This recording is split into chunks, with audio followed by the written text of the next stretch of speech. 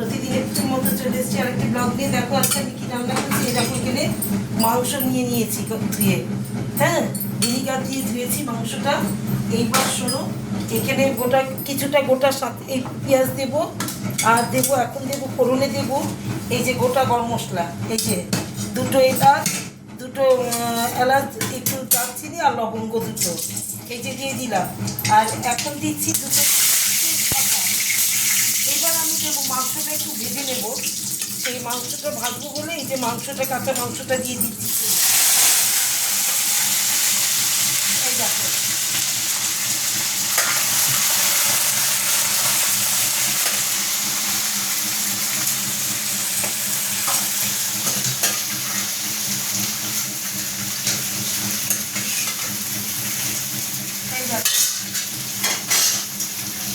এখন আমি মাংসটা দিয়ে দিলাম।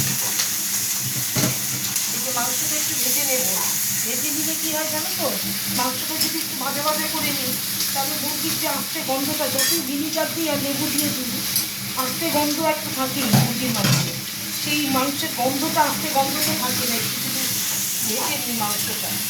এই যে দেখো সব ভাবছি। আর এখানে পেস্ট করে নিয়েছি দেখো,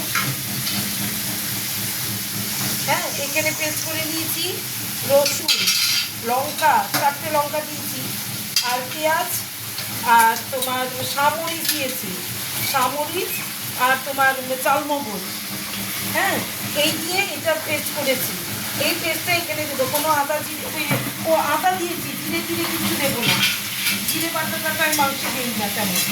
যদি পাতলা ঝোল করি মুরগি মাংসে তখন জিরে বাটা দিই, আলু দিয়ে পাতলা ঝোল করবো। এটার মধ্যে এটা একটু কষা কষা করবো।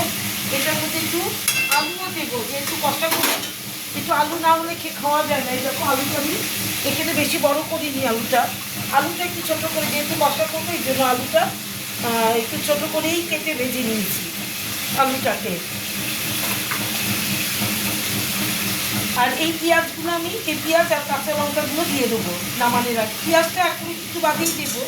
আর দিয়ে দিচ্ছি এখানে একটু হলুদ, অল্প সামান্য। এটার মধ্যে টক দইও পড়বে, এটার মধ্যে টক দই আর চিনি, একটু নুন পেস্ট করে দেবো। এটার মধ্যে বেশি হলুদ দেবো না। এটার মধ্যে একটু সাদা সাদা, মাংসটা একটু সাদা সাদাই হবে আজকে। এই দেখো কোনো লাল মাংস হবে না। এই দেখো